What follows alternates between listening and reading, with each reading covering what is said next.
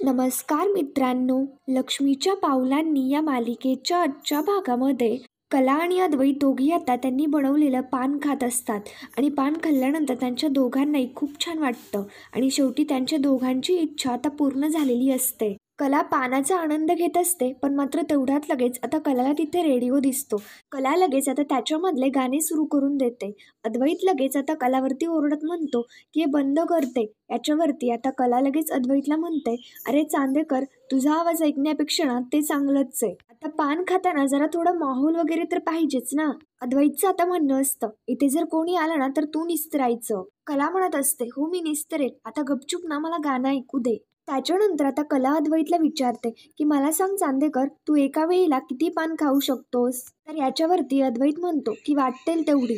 पण मात्र कला विचारत असते की म्हणजे किती खाशील? अद्वैतचं म्हणणं असतं की मी तुझ्यापेक्षा जास्त पान खाणार आहे. कला आणि अद्वैत यांच्या दोघांमध्येही आता पान खायचं चॅलेंज लागणार असतं आणि कला अद्वैतला माझ्यापेक्षा जास्त पान खाऊन दाखवशील का असे चॅलेंज देत असते. त्यानंतर आता इकडे दुसरीकडे रोहिणी हॉलमध्ये येते, पण मात्र तेवढ्यात तिचं लक्ष अद्वैत आणि कला यांच्या दोघांच्याही रूमकडे जातं आणि त्यांच्या रूमचा लाईट हा सुरूच असतो. तर मग आता रोहिणी लगेच विचार करू लागते की एवढ्या रात्री कला आणि अद्वैत त्यांच्या दोघांच्याही रूमचा लाईट का सुरू आहे? नेमकं त्यांच्या दोघांचं चाललंय तरी काय?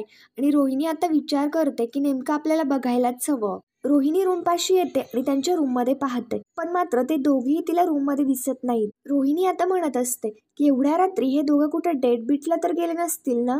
आता ते दोघं कुठेही जाऊ दे, पण मात्र सरोज वहिनीला असंच वाटलं पाहिजे की ते दोघे एका रोमॅन्टिक डेटला गेले. आता रोहिणीच्या डोक्यामध्ये एक प्लॅन येतो आणि आता रोहिणी विचार करत असते, कला आणि अद्वैत त्यांच्या दोघांची वाट बघूयात, एवढ्यातच घाई करायला नको. हे सगळं कुठे गेले, कशासाठी गेले, हे सगळं डॅडच बघतील. त्याच्यानंतर अद्वैत आणि कला यांच्या दोघांची पान खाण्याची शर्यत लागते आणि मग त्याच्यानंतर अद्वैत पान बनवू लागतो आणि कलाला म्हणत असतो, मी अद्वैत चांदेकर आहे आणि माझ्याबरोबर पान खाण्याची स्पर्धा तुझी लागूच शकत नाही, कारण मी ना कधी हारतच नाही. पण मात्र कलाचं म्हणणं असतं की तू या बडायांना माझ्यासमोर मारूच नकोस. पटेल असं बोल ना. आता कलाचं म्हणणं असतं की चांदेकर, मी एकदम छोट्या छोट्या गोष्टीमध्ये ना आनंद शोधणारी व्यक्ती आहे आणि चांदेकर, तुमच्या गोष्टी एवढ्या मोठ्या मोठ्या असतात की त्याच्यामध्ये आनंद शोधणं म्हणजे खूप अवघड आहे. अद्वैतचं म्हणणं असतं, तुला आनंद नाही शोधता येत ना, मग जरा कमी शब्दात बोल ना, निदान ना आमच्या चांदेकरांचं आयुष्य सुद्धा सुखात जाईल. तेवढ्यात आता तिथे बाहेर एक माणूस येतो. तो कला आणि अद्वैत यांच्या दोघांचाही आवाज ऐकतो. त्याच्यानंतर कला आता इकडे अद्वैतला म्हणत असते, तू फक्त ना पान खा, जास्त बोलू नकोस. याच्यावरती आता अद्वैत म्हणतो की खातोस, तू सुद्धा जास्त बोलू नकोस. कला अद्वैत हे दोघेही आता त्याच्यानंतर पान खातात आणि मग त्याच्यानंतर इकडे दुसरीकडे तो माणूस त्यांच्या दोघांचा आवाज ऐकल्यानंतर त्यांना चोर समजतो आणि स्वतःशीच विचार करत म्हणतो, चोर आलेत आणि ते सुद्धा राजूच्या दुकानात.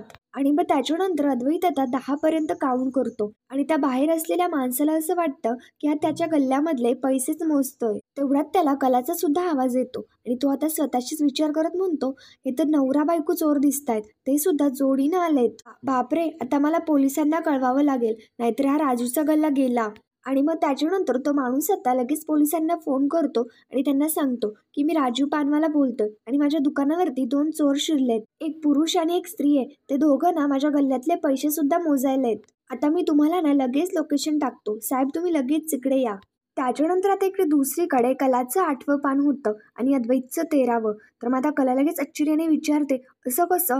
याच्यावरती आता अद्वैत म्हणतो, तू काय समजतेस मला, मी काय साधा माणूस नाहीये, मी अद्वैत चांदेकर आहे आणि हे पान मेरे सामने क्या चीज आहे. अद्वैत पान बनवत असतो आणि तो पानाला काहीही कोणताही पदार्थ लावत असतो.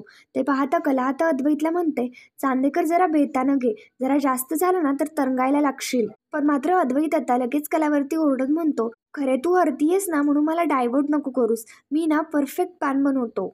अद्वैत आता जरा वेगळं पान बनवतो. ते खाता अद्वैतला छान वाटतं. अद्वैत आता म्हणत असतो की I am proud of my self, सगळ्यात बेस्ट ना पान हेच बनवलं होतं. अद्वैत पान खातो. कला तर आता अद्वैतकडे पाहतच असते, पण मात्र तेवढ्यात आता अद्वैतला उचकी लागते. कला लगेच अद्वैतला विचारते की चांदेकर, काय रे, काय होतंय तुला? पण मात्र अद्वैत स्वतःला सावरत म्हणत असतो, काही नाही, मी बरा आहे. इकडे दुसरीकडे बाहेर तो माणूस कान देऊन त्यांच्या दोघांचे ते सगळं बोलणं ऐकत असतो. त्याच्यानंतर कला अद्वैतला विचारत असते की मी कोण आहे. याच्यावरती आता अद्वैत स्वतःलाच म्हणतो की मी खरे. कला आता अद्वैतचे शब्द नीट सुधारत म्हणते की अरे मी खरे. याच्यावरती आता अद्वैत म्हणतो, मी खरा अद्वैत चांदेकर आहे. त्याच्यानंतर अद्वैत आता दुसरं पान बनवू लागतो आणि मग कला अद्वैतला म्हणू लागते, अरे चांदेकर, तू त्याला किती चुना लावलास आणि तंबाखू सुद्धा बघ ना. याच्यावरती आता अद्वैतचं म्हणणं असतं, तुम्हाला जेवढा चुना लावलास ना त्याच्यापेक्षा कमीच लावलायस. अद्वैतला त्रास होत असतो, त्याच्या डोक्यामध्ये भिंगत असतं. तर कला आता अद्वैतला म्हणत असते, चांदेकर माझं एक ऐक ना, तू ना आता बस इथे शांतपणे. पण मात्र अद्वैत आता म्हणत असतो की मी आता नाही बसणार आणि मी आता थांबणारच नाहीये. अद्वैतला त्रास होत असतो, पण मात्र अद्वैतच्या इगोमुळे अद्वैत आता लगेच पुढचं पान बनवायला घेतो. कला आता ते सगळं तर आता पाहतच असते. त्यानंतर आता इकडे दुसरीकडे रोहिणी हॉलमध्ये पुस्तक वाचत बसलेली असते. पण मात्र ती पुस्तक वाचत बसलेली नसते, ती कला आणि अद्वैत यांच्या दोघांच्या येण्याची वाट बघत असते. रोहिणी बराच वेळ बसते, पण मात्र तरी सुद्धा कला आणि अद्वैत काही येत नाही. शेवटी ती कंटाळते आणि लगेच तिच्या रूममध्ये निघून जाते. इकडे दुसरीकडे आता कला अद्वैतच्या या वागण्यावरती हसत असते. तर अद्वैत आता कलाला म्हणतो, अरे शांत बस, जरा अति करू नको. अद्वैतच्या तोंडामध्ये पान असतं, त्याच्यामुळे तो अति शब्द जरा वेगात जातो. मग कला आता अद्वैतला म्हणते, अरे चांदेकर, ते अति असतं रे, उच्चार ना जरा स्पष्ट कर. आता याच्यावरती अद्वैतचं म्हणणं असतं, आत्ता जरी उच्चार स्पष्ट येत नसले ना तरी सुद्धा मी स्पष्टच बोलतो. तेवढ्यात आता लगेच बाहेर पोलीस येतात. तर मग तो माणूस लगेच पोलिसांच्या जवळ येत म्हणतो, साहेब मी तुम्हाला फोन केला होता. पोलीस सुद्धा बाहेर उभे राहतात आणि त्यांच्या दोघांचे ते बोलणं ऐकत असतात. मग त्याच्यानंतर इकडे कला अद्वैतला म्हणते, तू मला अतिटतीचा सामना म्हणून दाखव. पण मात्र अद्वैतचं असं म्हणणं असतं की अगं किती सांगायचं तुला, मला जमणार नाही, अशी ना या जगामध्ये एकही गोष्ट नाहीये. याच्यावरती आता कला म्हणत असते, अरे म्हण ना, फक्त 5 वेळा म्हण, तुला असं म्हणायचंय की अतिटतीचा सामना. अद्वैत आता म्हणायला लागतो, पण मात्र त्याच्या तोंडामध्ये पान असतं आणि त्यांना त्याच्यामुळे बोलता येत नसतं. अद्वैतला आता तो शब्द सुद्धा म्हणता येत नसतो. तर मात्र ते सगळं पाहता कला लगेच आता मोठ्याने हसायला लागते. इकडे बाहेर आणि तो पोलिसांच्या दोघांचंही ते बाहेर कान देऊन बोलणं तर ऐकतच असतात. त्यांना सुद्धा समजत नसतं की आतमध्ये नेमकं चाललंय तरी काय. कला अद्वैतला तो शब्द बोलायचं शिकवत असते, पण तरी सुद्धा काय अद्वैतला ते जमतच नसतं. त्याच्यानंतर इकडे पोलीस आता लगेच वरती शटर ओपन करून देतात आणि समोर अद्वैत आणि कला यांच्या दोघांना देखील पाहतात. अद्वैत आणि कला दोघी आता घाबरत त्यांच्याकडे बघू लागतात. मग त्याच्यानंतर पोलीस आता त्यांना विचारतात की कोण आहे तुम्ही आणि इथे काय करताय. आणि आता पोलीस त्यांच्या दोघांनाही बाहेर बोलवून घेत असतात. ते दोघेही बाहेर येतात. अद्वैत ते पानाला जरा जास्त चुना लावलेला असल्यामुळे अद्वैतला धड नीट चालता सुद्धा येत नसतं. त्याच्या डोक्यामध्ये चक्कर येत असते. तर ते पोलीस आता अद्वैतला म्हणत असतात की माझ्यासमोर ना जास्त शहाणपट्टी नाही करायची, तुझ्यासारखे मोठे मोठे गुंड ना ह्या डाव्या हाताने पकडलेत मी. अद्वैत लगेच त्या पोलीस इन्स्पेक्टरला म्हणतो, डाव्या हाताने, उजव्या हाताने का नाही, ही सगळी कामं ना फक्त पोलिसांना गुंगारा द्यायची. यावेळी तुम्ही इथे काय करत होतात ना एवढं सांगा मला फक्त. अद्वैत सांगू लागतो, पण मात्र त्याला नीट धड बोलता येत नसतं. त्याच्यामुळे पोलीस आता कलाला म्हणतात, त्यांना बोलता येत नाही, तुम्ही बोला. तुम्ही दोघं एकमेकांचे कोण आणि यावेळी इथे काय करताय आणि तुम्ही दोघंही कुठल्या गँगचे सांगा ना. कला आता म्हणू लागते की साहेब आम्ही चोर नाही होत, तुम्ही आमच्यावरती विश्वास ठेवा, आम्ही फक्त नाही ते पान खायला आलो होतो. मग त्याच्यानंतर तो माणूस आता इन्स्पेक्टरला म्हणतो, नाही साहेब, ही बाई ना साफ खोटं बोलतीये, मी ना स्वतः माझ्या कानाने ऐकलंय. हा जेव्हा पैसे मोजत होता ना तेव्हा ही बाई त्याला म्हणाली की हळू मोज, जरा बाहेर कोणी ऐकेल. साहेब बायका सुद्धा ना इतक्या इरसाल झाल्या असतील ना असं वाटलं नव्हतं. कला म्हणू लागते, अहो साहेब हा अद्वैत आणि मी त्याची बायको कला, आम्ही दोघेही दुकानामध्ये पान खात होतो, आम्ही काही चोरी बिरी नाही केलीये. शेटर उघडं दिसलं आणि म्हणून आतमध्ये गेलो. याच्यावरती आता पोलीस कलाला विचारतात, मग तुम्ही पैसे कसले मोजत होतात. कला सांगते, आम्ही पैसे नव्हते मोजत, हा मसाला आणि पानं मोजत होता, आम्ही खरंच चोरी केलेली नाहीये. त्याच्यानंतर पोलीस आता त्यांना म्हणतात की तुम्ही दोघं नवरा बायको हे आम्ही कशावरून मानू. पण मात्र कला म्हणते की थांबा, माझ्या मोबाईलमध्ये आमचा एखादा फोटो असेल, मी दाखवते.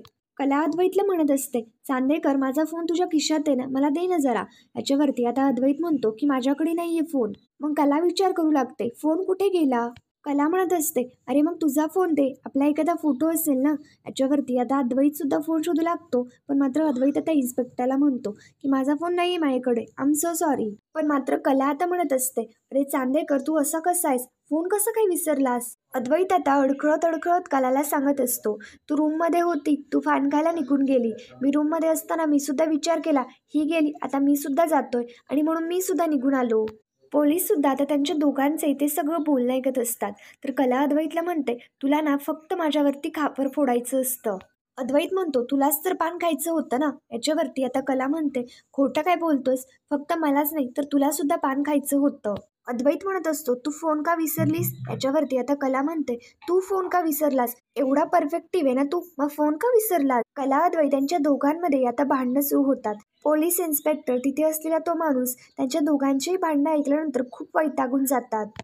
इकडे अद्वैत आता म्हणत असतो, हे बघ तुझीच चुकी आहे, तू बासुंदी केली, तुला पान खाऊ वाटलं, मग त्याच्यानंतर मला सुद्धा पान खाऊ वाटलं, तूच तर पानाची आठवण करून दिली ना.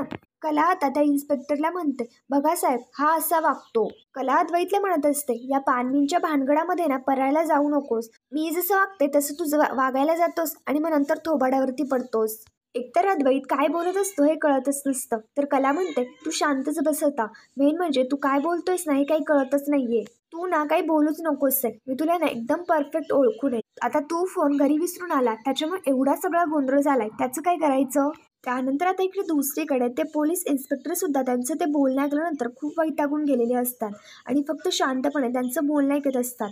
याच्यावरती आता ते सुद्धा काहीच बोलत नाही. आता त्याच्यानंतर कला अद्वैतला म्हणते, आता चांदेकर कसं सांगायचं की आपण नवरा बायको आहेत म्हणून? कला आता त्या पोलीस इन्स्पेक्टरला म्हणते की साहेब अहो ऐका ना, आम्ही खरंच नवरा बायको आहोत आणि आमच्याकडे काही पुरावाच नाहीये.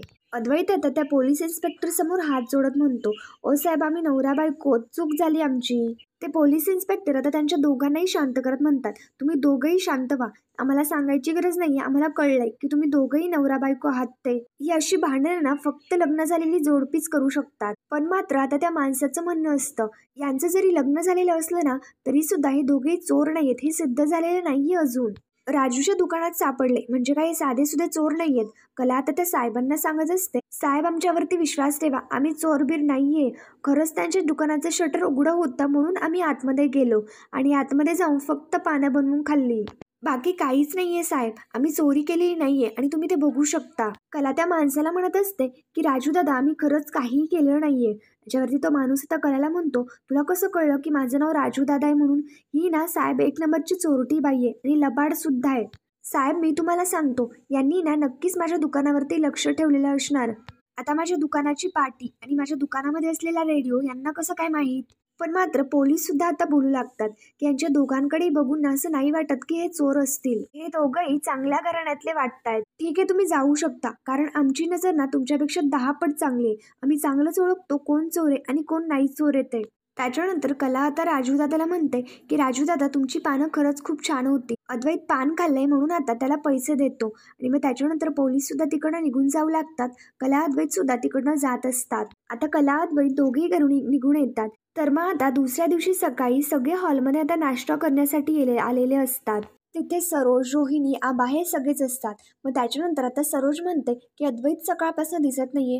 रोहिणी आता लगेच स्वतःशीच विचार करत म्हणते, अरे वा, मला बॉम्ब फोडण्यासाठी ना ही एकदम करेक्ट संधी मिळाली आहे. त्याच्यानंतर सरोज आता अंजूला अद्वैतला बोलवायला पाठवून देते. अंजू तिकडे जायला लागते तर रोहिणी आता लगेच अंजूला थांबवत म्हणते, अंजू थांब, नको जाऊस तिकडे तू.